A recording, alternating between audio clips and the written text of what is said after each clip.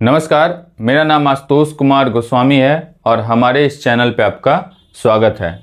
देखिए, आज के सेशन में हम लोग स्टार्ट करने जा रहे हैं डिप्लोमा जो कोर्स है आपका, डिप्लोमा इन इलेक्ट्रिकल इंजीनियरिंग, और इसका जो state board of technical education Bihar का जो सिलेबस है उसमें एक सब्जेक्ट आपको पढ़ना है बेसिक इलेक्ट्रिकल इंजीनियरिंग, ठीक है, जिसका विषय कोड है 24-20-104, ठीक है। तो एसबीटी बिहार, चाहे आप गवर्नमेंट पॉलिटेक्निक्स में पढ़ रहे हो या फिर प्राइवेट पॉलिटेक्निक्स में, लेकिन अगर आपका ब्रांच इलेक्ट्रिकल इंजीनियरिंग है तो ये जो सब्जेक्ट है वो आपको फर्स्ट सेमेस्टर में पढ़ने को मिलेगा।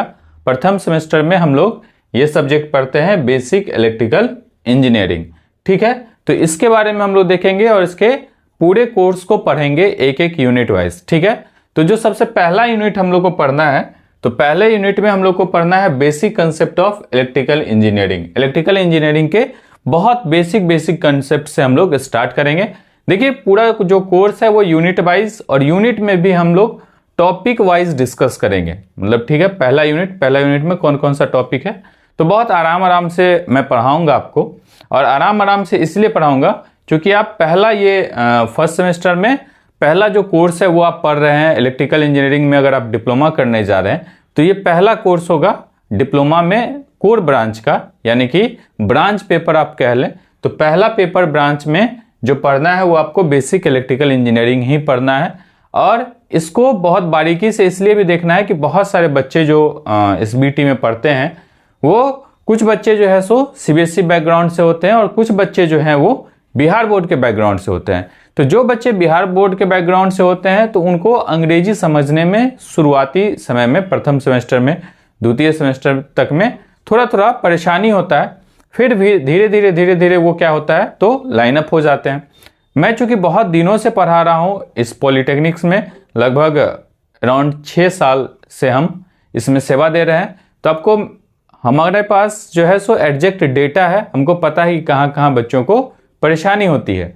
तो एक लैंग्वेज जो है वो बहुत बड़ा बैरियर्स है एसबीटी के बच्चों में, यानी कि पॉलिटेक्निक के बच्चों में जो भाषा है वो बहुत बड़ा बैरियर्स देखने को मिलता है, खासकर प्रथम और द्वितीय सेमेस्टर में। फिर थर्ड फोर्थ सेमेस्टर से धीरे धीरे बच्चे लाइन अप हो जाते हैं। तो इसीलिए मैं आपको बहुत धीरे धीरे पढ़ाऊंगा, ज़्यादा से ज़्यादा शब्दों का हिंदी बताऊंगा और बहुत आराम से लिखवाऊंगा, लिखा के पढ़ाऊंगा। ऐसा नहीं कि मैं कुछ स्लाइड्स लेकर के आऊँगा, स्लाइड्स तो बहुत कम होगा। जब कभी कुछ ऐसा डायग्राम बताना होगा तो ही स्लाइड्स का प्रयोग करूंगा, नहीं तो अदरवाइज मैं लिखवाऊंगा और आप भी मेरे साथ लिखेंगे और लिख करके नोट्स बनाएंगे तो आपको ज़्यादा बेनिफिट होगा। तो इसीलिए मैं बता रहा हूँ, लैंग्वेज जो है सो वो परेशान तो होंगे आप लैंग्वेज को लेकर के, खासकर बिहार बोर्ड वाले बच्चे, लेकिन बहुत ज़्यादा घबराने की ज़रूरत नहीं है। अब धीरे धीरे पढ़ाने के बाद आपको समझ में आएगा, आप धीरे धीरे लाइन अप हो जाएंगे, कोई बहुत बड़ी बात नहीं है, ठीक है। तो कुछ बच्चे हैं जो 12th करके आते हैं तो उनको थोड़ा सा समझने में आसानी होता है, लेकिन ज़्यादातर जो बच्चे हैं वो आपको 10th करके इस कोर्स में आते हैं, तो बहुत ज़्यादा आपको परेशान होने की ज़रूरत नहीं। हम लोग पूरा कवर करेंगे, पूरा ये जो सब्जेक्ट है उसको एक एक करके देखेंगे। तो जो पहला यूनिट है जिसमें है आपको basic concept of electrical engineering, electrical engineering के बेसिक कंसेप्ट्स के बारे में हम लोग पढ़ेंगे, और इसमें सबसे पहला जो टॉपिक है वो है आपको electrical charge and flow of charges, ठीक है ना। इलेक्ट्रिकल चार्ज क्या है और फ्लो ऑफ चार्जेस क्या है, ठीक है। यहीं से हम लोग शुरुआत करते हैं और ये जो है वो सबसे पहला टॉपिक है जिसके बारे में हम लोग डिस्कस करते हैं। तो चार्ज, देखिए, चार्ज जो है वो बेसिक प्रॉपर्टीज है किसी मटेरियल का, किसी मैटर का बेसिक प्रॉपर्टीज है, यानी कैरेक्टरिस्टिक्स है कि नंबर ऑफ इलेक्ट्रॉन्स किसी भी मटेरियल में, बॉडी में, देखिए कोई भी चीज, कोई भी सब्सटेंस है, कोई मैटर है, उस मैटर्स को जब हम तोड़ेंगे, आप पढ़े होंगे बहुत 9th 10th सब में कि बहुत जो मैटर है, कोई भी मैटर है, उसको अगर हम तोड़ते हैं तो जो पार्टिकल बनता है वो है मॉलिक्यूल्स। मॉलिक्यूल्स को भी तोड़ते हैं तो एटम्स, एटम्स को भी तोड़ते हैं तो इलेक्ट्रॉन्स, प्रोटॉन्स और न्यूट्रॉन्स, है ना। यानी कि अणु है, अणु को तोड़ते हैं परमाणु, उसके बाद जो है सो इलेक्ट्रॉन्स, प्रोटॉन्स और फिर क्या बनता है, न्यूट्रॉन्स, ठीक है। तो अब बात यह है कि हर एक मटेरियल में कुछ जो भी मैटर्स है उसमें क्या है, उसका बेसिक प्रॉपर्टीज है कि उसके पास क्या होगा, चार्ज होगा, ठीक है। तो देखिए 2 लाइन लिखिए और 2 लाइन लिख करके फिर इसको आराम से समझिए क्या है। ये जो है बेसिक प्रॉपर्टीज है किसी भी मैटर का, ठीक है ना। क्या है? Basic properties. It is a basic properties of matter. किसी भी पदार्थ का यह एकदम बेसिक प्रॉपर्टीज है, ठीक है ना, of matter, that is characterized, ठीक है ना, जिसको कि कैरेक्टराइज्ड किया गया है। क्या चीज? कैसे कैरेक्टराइज्ड किया गया है? बाय द नंबर ऑफ, इसको कैसे कैरेक्टराइज किया गया है? Bye the number of electrons. हम लोग पढ़े हैं जो सबसे बाहरी कक्षा में घूमता है उसको कहते हैं इलेक्ट्रॉन्स, जो नाभिक में रहता है उसको कहते हैं क्या चीज? न्यूट्रॉन्स और प्रोटॉन्स। इलेक्ट्रॉन्स जो है वो ऋणात्मक चार्ज होता है यानी कि निगेटिवली चार्ज होता है, प्रोटॉन्स जो है वो पॉजिटिवली चार्ज होता है और न्यूट्रॉन्स पे कोई भी चार्ज नहीं होता है। तो ये हमको पता है। क्या कर रहा है? It is the basic properties of matter that is characterized by number of electrons और एनर्जी। इलेक्ट्रॉन्स क्या है? एक तरीके का ये इलेक्ट्रॉन्स जो है वो क्या है? एनर्जी है ना। नंबर ऑफ इलेक्ट्रॉन्स और energy that passes,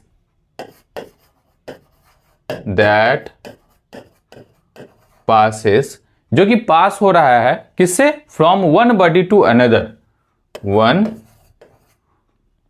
from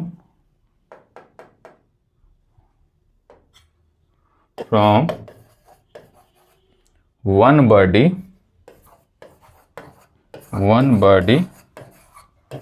to another, ठीक है।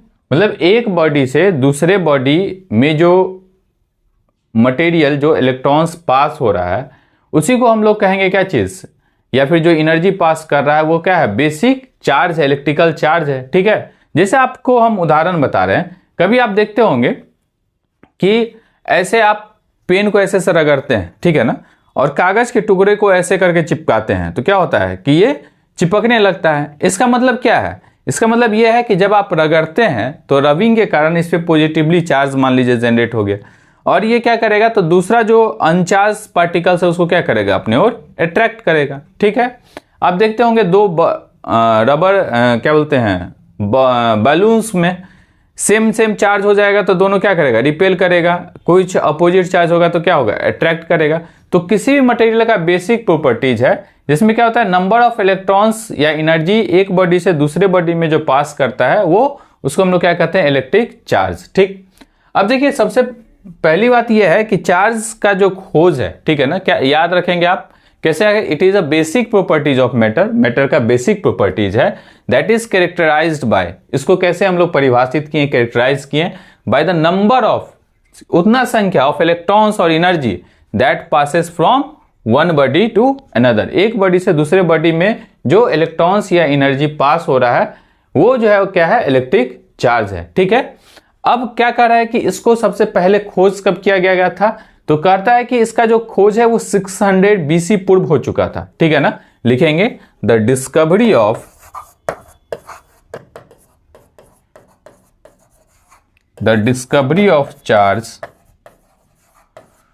चार्ज का जो डिस्कवरी है, चार्ज का जो खोज है वो ग्रीस का फिलोसफर था, उन्होंने किया था बाय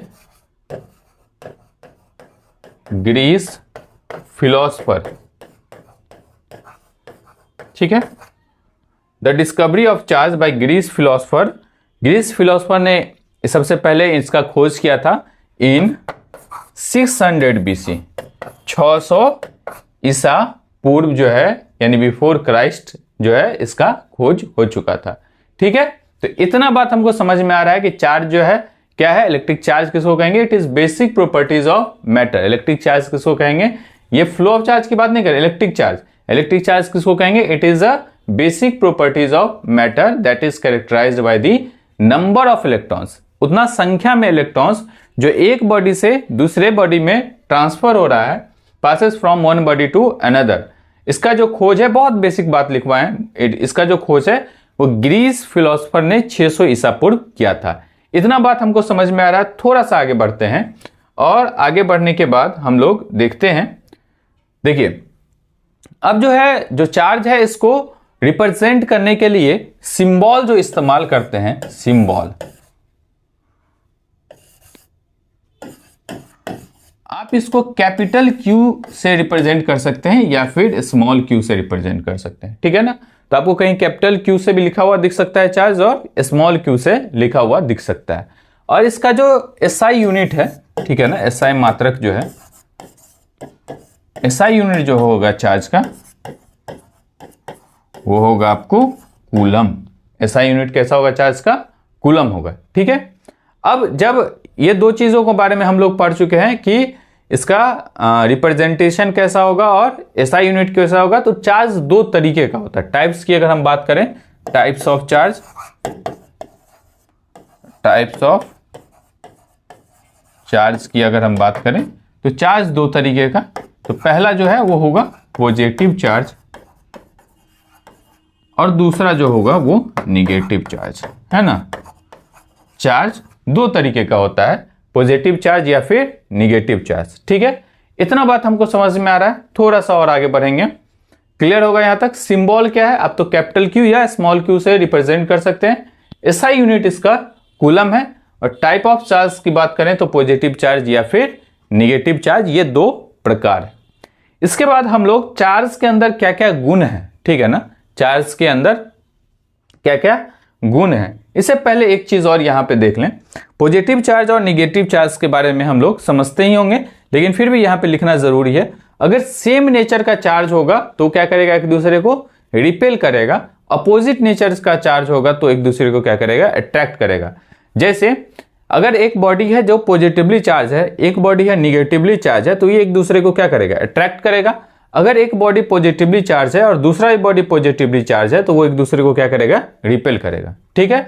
जैसे मान लीजिए आप बैलून का उदाहरण देखते हैं कि बैलून को ऐसे रगड़ करके फिर दूसरे को भी ऐसे रगड़ कर अगर चिपकाएंगे, अगर वो अपोजिट नेचर का चार्ज होगा दोनों के ऊपर तो क्या करेगा, अट्रैक्ट करेगा। सेम नेचर का होगा तो क्या करेगा, रिपेल करेगा। क्लियर है बात? तो लिख लेंगे, क्या लिखेंगे कि लाइक चार्ज, सेम तरीके का जो चार्जेस होगा वो क्या करेगा, रिपेल करेगा,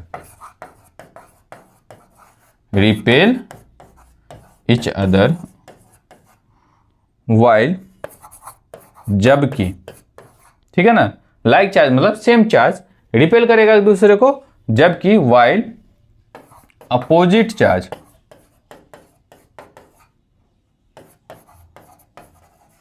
वो क्या करेगा, अट्रैक्ट। विपरीत जो चार्ज होगा वो यानी कि एक धनात्मक एक ऋणात्मक चार्ज जो है सो क्या करेगा, एक दूसरे को तो अट्रैक्ट करेगा। क्लियर है बात? अब इसके बाद हम लोग समझते हैं प्रॉपर्टीज ऑफ चार्ज। चार्ज का क्या क्या गुण है, ठीक है ना। हम लोग समझेंगे क्या चीज के बारे में, तो प्रॉपर्टीज ऑफ चार्जेस।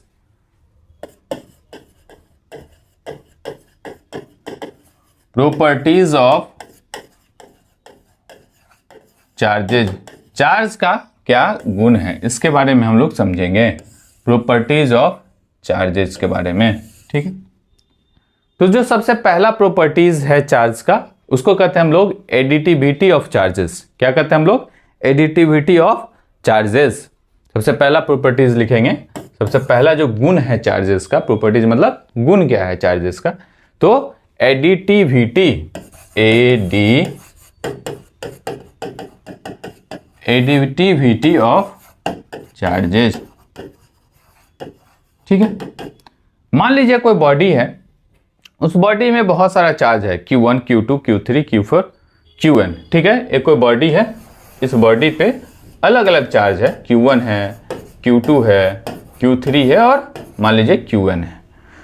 तो क्या कहता है कि सारा जो नेट चार्ज होगा वो इस सब का अलजेब्रिक सम होगा, ठीक है ना। क्या कह रहा है, जो नेट चार्ज होगा वो क्या होगा, अलजेब्रिक सम होगा इस सारे का, ठीक है ना।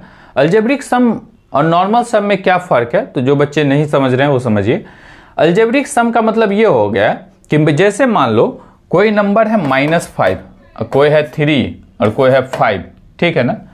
तो अलजेब्रिक सम का मतलब है कि ये सब क्या होगा, जुटेगा, और जुटेगा तो नेट जो वैल्यू है वो बताएगा, मतलब माइनस वाला माइनस होगा, प्लस वाला प्लस होगा, तो इसको कहते हैं हम लोग अलजेब्रिक सम, ठीक है ना। और अलजेब्रिक सम के लिए हम लोग सिंबल इस्तेमाल करते हैं ऐसा, आप इतना बात बस समझ लें, ठीक है ना। अलजेब्रिक सम में सिंबल इतना इस तरीके का इस्तेमाल करते हैं, और ये सारा जो है वो क्या होगा, मान लो ऐसा नहीं होगा आप कहेंगे कि नहीं ये घटा होगा, ये आपको सबको क्या करना है, ऐड कर देना है, फिर नेट जो वैल्यू है वो तो घटना ही है, लेकिन आपको इस सबको कैसे लिखना है, ऐसे लिखना है, ठीक है ना, ऐसा लिखना है। क्लियर है बात।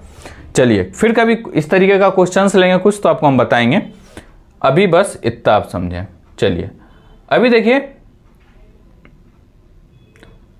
क्या कर रहा है कि मान लीजिए कि ये सारा चार्ज है किसी बॉडी पे, ठीक है। कंसीडर करते हैं इफ अ बॉडी, मान लीजिए कोई एक बॉडी है, कॉन्टेंस, बॉडी पे चार्जेस है अलग अलग, क्या क्या चार्जेस है, Q1, Q2, Q3, Qn। If a body contains charges, कौन सा चार्जेस है, Q1 है, Q2 है, Q3 है, और ऐसा करके कितना है, Qn चार्जेस है, अलग अलग चार्जेस है। तो जो नेट चार्ज होगा, नेट चार्ज इज क्या होगा, जो नेट चार्ज होगा, the net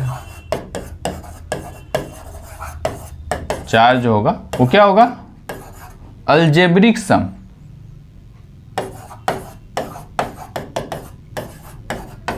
algebraic sum of कैसा हो जाएगा, तो समेशन ऑफ Q जो होगा वो क्या होगा, Q1 plus Q2 plus Q1, ठीक है। इस सब का जो समेशन है वो हो जाएगा आपको नेट चार्ज। तो मतलब क्या है कि एक बॉडी पे अलग अलग अगर मैग्नीट्यूड का चार्ज है तो नेट जो चार्ज होगा वो सबका कैसा चार्ज होगा, तो सबका अलजेब्रिक सम होगा, ठीक है। 5 कूलम है, 3 कूलम है, 10 कूलम है, तो इस सब का जो जोड़ होगा अलजेब्रिक सम होगा, वो इसका वैल्यू होगा, ठीक। अब देखिए ये पहला प्रॉपर्टीज है, प्रॉपर्टीज ऑफ चार्ज में अगर हम लोग समझेंगे तो पहला प्रॉपर्टीज है एडिटिविटी ऑफ चार्ज, चार्ज सारा जुड़ता है, कैसे जुड़ता है, तो आप कहेंगे सर अलजेब्रिक सम होता है, ठीक है ना। तो नेट चार्ज जो हो जाएगा वो क्या होगा, अलजेब्रिक सम हो जाएगा, ठीक। अब इसमें एक चीज और है कि चार्ज के पास क्या होता है, तो मैग्नीट्यूड तो होता है लेकिन डायरेक्शन नहीं होता है, ठीक है ना। मान लीजिए 5 कूलम का चार्ज, तो 5 कूलम क्या है, मैग्नीट्यूड, 5 क्या हो गया, मैग्नीट्यूड, मैग्नीट्यूड जैसे मान के चलिए हम लोग बोलते हैं 5 किलो, तो 5 किलो, 10 किलो, 5 किलो चीनी, 10 किलो चीनी, तो चीनी तो ऑब्जेक्ट है, और जो 5 बोल रहे हैं, 10 बोल रहे हैं, वो क्या है, उसका मात्रक है, 5 किलो यानी कि मैग्नीट्यूड है। 5 किलो चीनी तो मतलब 5 जो है वो क्या है, उसका मैग्नीट्यूड है। 10 किलो चीनी यानी 10 क्या है, मैग्नीट्यूड है। 15 किलो चीनी यानी 15 क्या है, मैग्नीट्यूड है। तो उसी तरीके से चार्ज के पास मैग्नीट्यूड तो है, जैसे 5 किलो चीनी, लेकिन उसका दिशा क्या है, तो आप कहेंगे सर उसमें क्या दिशा होगा। उसी तरीके से चार्ज के पास भी सिर्फ मैग्नीट्यूड होता है और दिशा नहीं होता है, डायरेक्शन नहीं होता है। तो अगर किसी ऑब्जेक्ट के पास सिर्फ मैग्नीट्यूड है, डायरेक्शन नहीं है, तो ऑब्जेक्ट कैसा होगा, वेक्टर होगा कि स्केलर। तो आप कहेंगे सर वो जो ऑब्जेक्ट होगा वो कैसा होगा, या मैटर जो होगा वो कैसा होगा, स्केलर क्वांटिटी होगा, यानी अदिश राशि होगा। तो ये क्वेश्चन पूछा जाता है इलेक्ट्रिक चार्ज स्केलर है कि वेक्टर है, तो आप कहेंगे कि इलेक्ट्रिक चार्ज जो है वो सर बताएं वो कैसा है, स्केलर है, ठीक है। क्यों स्केलर है, क्योंकि उसमें मैग्नीट्यूड तो है लेकिन डायरेक्शन नहीं है। तो लिखेंगे चार्जेस है, लिखेंगे क्या चीज, चार्जेस हैव मैग्नीट्यूड, ठीक है ना। चार्ज के पास क्या है, मैग्नीट्यूड तो है लेकिन डायरेक्शन नहीं है, बट नो डायरेक्शन, डायरेक्शन है ही नहीं। तो मैग्नीट्यूड है लेकिन डायरेक्शन नहीं है, तो इसीलिए जैसे मास में होता है, अभी बताया ना 5 किलो 10 किलो, तो ये क्या है, मास यानी कि द्रव्यमान में जैसे होता है, जस्ट लाइक मास, मास की तरह, ठीक है ना। सेम मास की तरह इसमें क्या है, मैग्नीट्यूड तो है लेकिन डायरेक्शन नहीं है।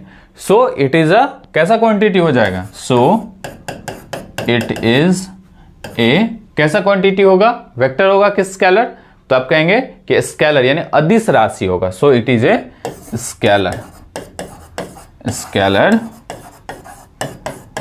क्वांटिटीज।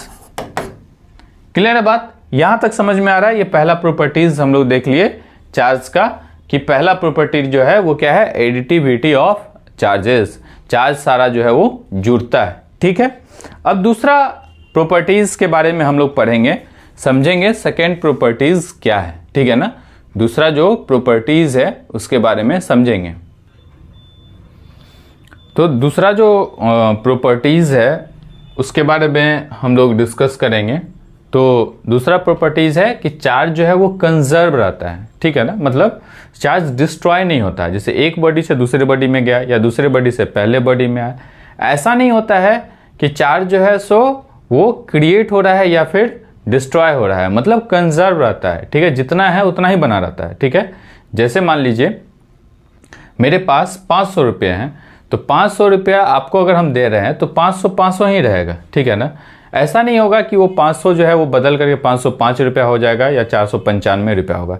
जितना मेरे पास है हम आपको दे रहे हैं तो आपके पास उतना ही होगा जितना हमने दिया है। ठीक है, या फिर आप हमको लौटा रहे हैं तो फिर वही 500 लौटा रहे हैं। कहने का मतलब है कि अगर हम लोग दो बॉडीज को रब करते हैं, ठीक है ना,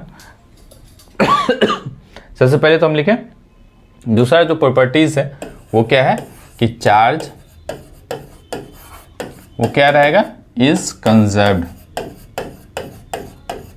चार्ज जो है वो हमेशा कंजर्व रहता है। ठीक है ना, अगर मान लीजिए हम लोग दो बॉडी को रब करते हैं, व्हेन वी रब टू बॉडीज, दो बॉडीज को मान लीजिए हम क्या करते हैं, रब करते हैं, तो इसमें क्या होगा कि एक पे दो बॉडीज को रब करते हैं तो किसी एक पे चार्ज जाएगा और दूसरा उसको लूज करेगा। ठीक है ना, जैसे मान लीजिए हम आपको पैसा दे रहे हैं तो आपको पैसा मिल रहा है और हम क्या कर रहे हैं, पैसा लूज कर रहे हैं। ठीक है, तो उसी तरीके से अगर हम लोग दो बॉडी को रब करते हैं तो वन बॉडी जो है, एक बॉडी, वन बॉडी लूज करेगा चार्ज को, वाइल अदर जो है, दूसरा जो है विल गेन, दूसरा क्या करेगा, उसको प्राप्त करेगा। ठीक है, एक बॉडी चार्ज को लूज करेगा, वहीं दूसरा जो है बॉडी वो चार्ज को प्राप्त करेगा। इसका मतलब ये है कि जो टोटल चार्ज है वो बदल नहीं रहा है, टोटल चार्ज जो है वो चेंज नहीं हो रहा है। ठीक है ना, इसका मतलब हम लोग ऐसा लिख सकते हैं, क्या लिख सकते हैं कि जो टोटल चार्ज है, दी टोटल चार्ज, जो कुल चार्ज है, ठीक है ना, किसका, of an isolated system. Isolated system का मतलब ये होता है कि ऐसा सिस्टम जिसमें बाहरी किसी भी चीजों का हस्तक्षेप नहीं है, मतलब दूसरे किसी सिस्टम से उसको मतलब नहीं है, उसको कहेंगे हम लोग आइसोलेटेड सिस्टम। तो total charge of an isolated system,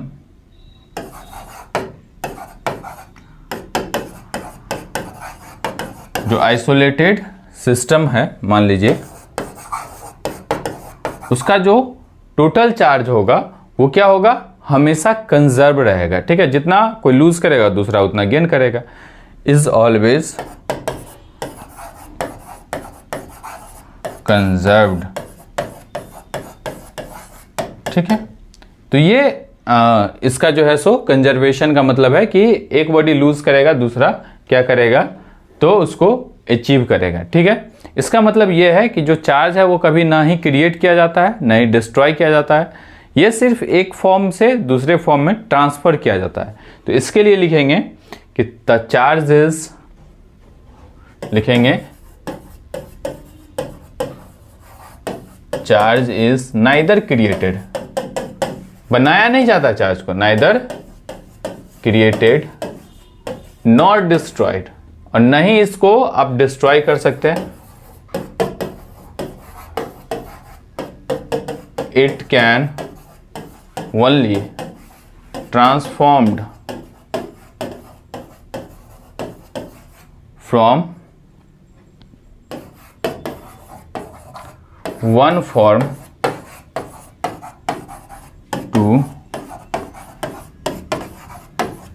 another form, एक फॉर्म से दूसरे फॉर्म में इसको बस क्या किया जा सकता है, तो ट्रांसफॉर्म किया जा सकता है।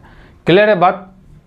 तो कहने का मतलब यह है कि चार्ज जो है वो हमेशा कंजर्व रहेगा और चार्ज जो है सो कभी भी बनाया नहीं जा सकता है और उसको नहीं खराब किया जा सकता है, मतलब बिगाड़ा जा सकता है यानी डिस्ट्रॉय किया जा सकता है। बस ये एक फॉर्म से दूसरे फॉर्म में ट्रांसफॉर्म किया जा सकता है। क्लियर है बात? तो दूसरा जो प्रॉपर्टीज है वो क्या है, चार्ज इज कंजर्व।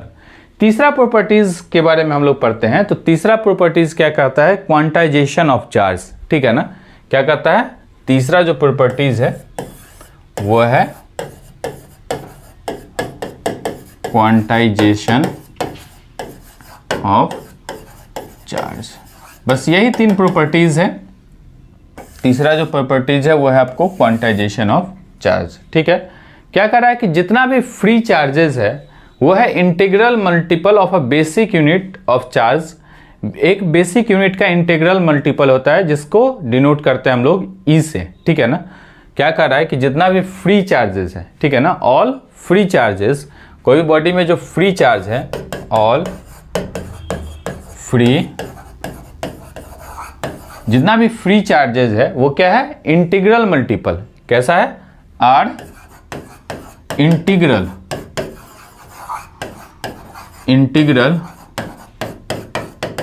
मल्टीपल है। ठीक है ना, जितना भी फ्री चार्जेस है वो क्या है, इंटीग्रल मल्टीपल है किसका, एक बेसिक यूनिट का। ठीक है ना, of A basic unit of, एक बेसिक यूनिट, ठीक है ना, किसका, चार्ज का, of a basic unit of charge, जिसको कि हम लोग डिनोटेड करते हैं किससे, तो बाय ई से। ई से हम लोग इसको क्या करते हैं, तो डिनोट करते हैं। ठीक है ना, और क्या लिखते हैं, चार्ज के लिए तो लिखते हैं क्यू, और क्यू क्या होता है, एन और ई। ठीक है ना, ठीक, ये जो बेसिक यूनिट है वो ई है, मतलब कितना चार्ज होगा, तो आप कहेंगे क्यू इक्वल्स टू होता है एन और ई। तो एन जो है वो क्या है, इंटीजर है, और ई जो है वो क्या है, वो बेसिक यूनिट है। ई का जो वैल्यू है वो लिखते हैं हम लोग 1.602192 into 10 to the power minus 19। ठीक है, तो एन जो है वो क्या है, इंटीजर है। एन जो है वो क्या है, तो इंटीजर है, और इंटीजर है तो ये पॉजिटिव भी हो सकता है और निगेटिव भी हो सकता है। एन क्या है, इंटीजर है, यानी कोई संख्या है, इंटीजर मतलब कोई संख्या जो कि पॉजिटिव भी हो सकता है और क्या हो सकता है, निगेटिव भी हो सकता है। अब हम लोग कहेंगे कि सर बताइए फिर आखिर कि 1 कूलम किसको कहेंगे हम, 1 कूलम किसको कहेंगे। यहां पे ई का जो वैल्यू होगा, ई का जो वैल्यू होगा वो 1.6021 1.602192 into 10 to the power 1.602192 into 10 to the power minus 19 coulomb, 10 to the power minus 19 coulomb. ये इस ई का वैल्यू है। ठीक है ना, इस ई का वैल्यू है। अब आप कहेंगे कि सर ये तो ठीक है, ये सब बात आप बता दिए, आप ये बताइए 1 कूलम हम किसको कहेंगे, सीधा सीधा बताइए कि 1 कूलम हम लोग किसको कहेंगे, ये बताइए हमको। तो क्या है, लिखेंगे कि 1 कूलम जो चार्ज है वो कितना होगा, तो 1 कूलम,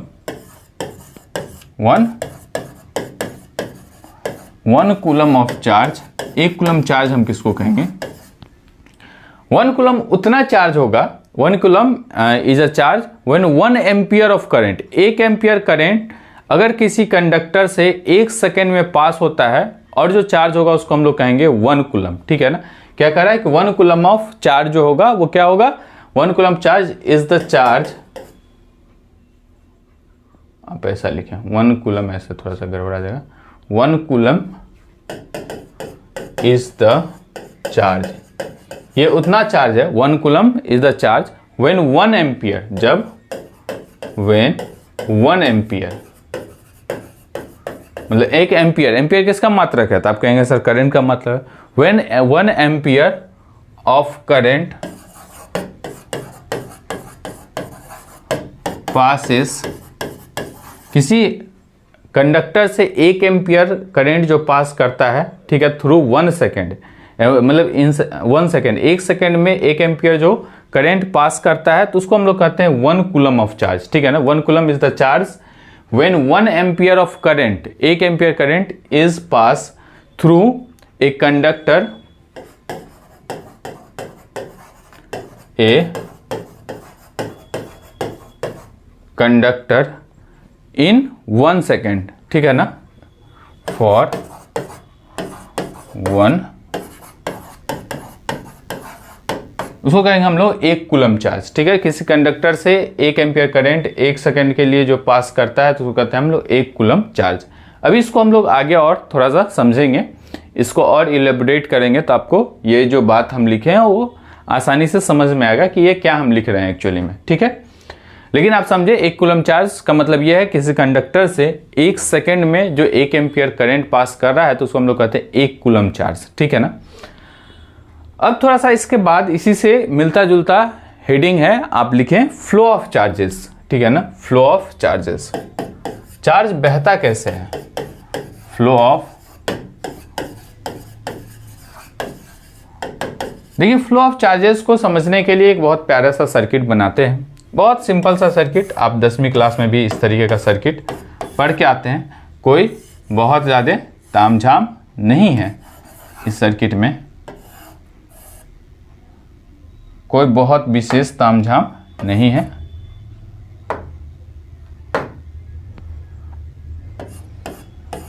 देखिए यहाँ पे एक की है, ये बैटरी है, ये प्लस टर्मिनल, ये माइनस टर्मिनल, ये एक बल्ब है और ये एक एमीटर है, इसका पॉजिटिव टर्मिनल, नेगेटिव टर्मिनल।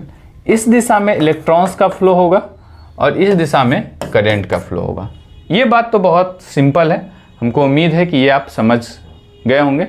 ये एक सिमेट्रिक डायग्राम है, मतलब एक सिस्टमेटिक डायग्राम है जिसमें हम लोग इलेक्ट्रिक सर्किट के बारे में समझ रहे हैं, जिसमें है क्या क्या चीज़, तो एक सेल है, एक बल्ब है और एक क्या है, एमीटर है और एक प्रेस की है, ठीक है ना, मतलब एक बटन है, मतलब एक स्विच है, एक बैटरी है, एक जो है सो बल्ब है और एक क्या है, एमीटर है। इतना ही चीज़ है इसमें।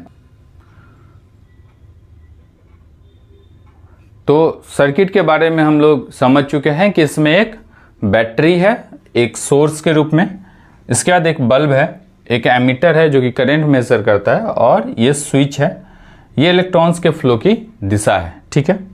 अब मान लीजिए, सपोज कीजिए कि जो नेट चार्ज इससे फ्लो हो रहा है वो Q है, ठीक है ना। मानते हैं कि if A net charge Q, ऐसा इफ ए नेट,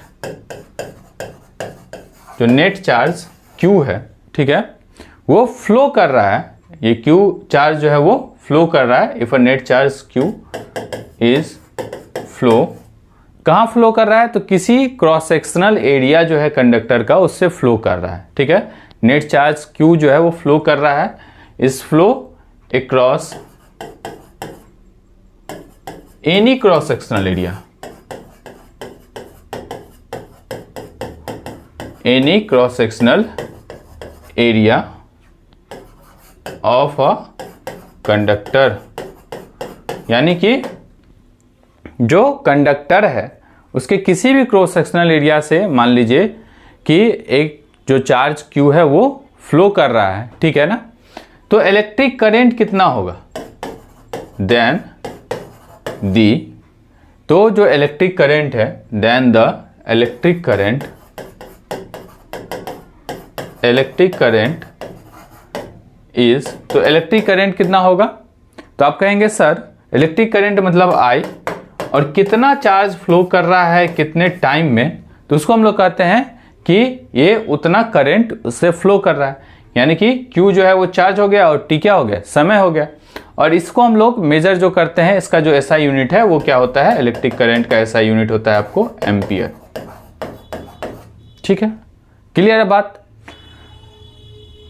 इतना समझ में आ रहा है कि चार्ज Q किसी भी क्रॉस सेक्शनल एरिया से जो फ्लो कर रहा है किसी समय T में, तो उसको हम लोग कहेंगे इलेक्ट्रिक करंट, यानी कि I, यानी कि I जो हो जाएगा Q/T, और Q को मापते हैं हम लोग कूलम में और T को मापते हैं सेकेंड में, ठीक। तो देखिए इसमें थोड़ा सा और आगे बढ़ते हैं हम लोग, तो आपको थोड़ा सा बस हल्का बेसिक सा बात कि 1 एम्पियर करंट हम किसको कहेंगे, आप समझिए 1 एम्पियर करंट हम किसको कहेंगे, तो क्या कहता है कि 1 एम्पियर जो करंट है, यानी कि 1 एम्पियर करंट किसको कहेंगे, तो 1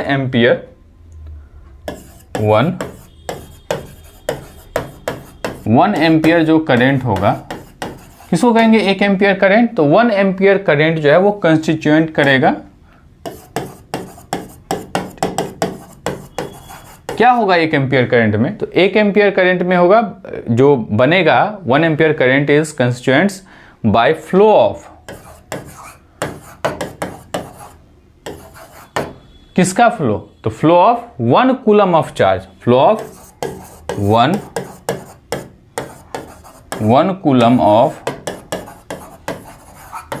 चार्ज। 1 कूलम जो चार्ज है 1 सेकेंड में 1 coulomb of charge per second, ठीक है। यानी कि जो पीछे वाला फॉर्मूला था, यानी कि यहां पे 1 कूलम चार्ज अगर 1 सेकेंड में फ्लो करेगा तो क्या हो जाएगा, इसका तो यूनिट क्या है कूलम, इसका सेकेंड।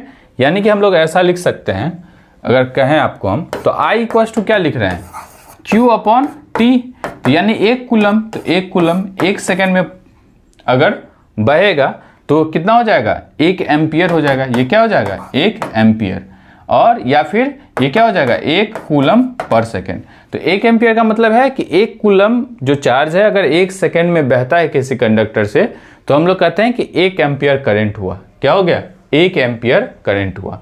क्लियर है बात। और यही चीज हम लोग पीछे भी आपके साथ डिस्कस किए थे।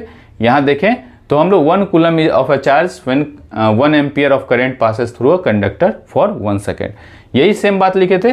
और उसी को इस तरीके से हम लोग इक्वेशंस के टर्म्स में लिखा हुआ देख रहे हैं।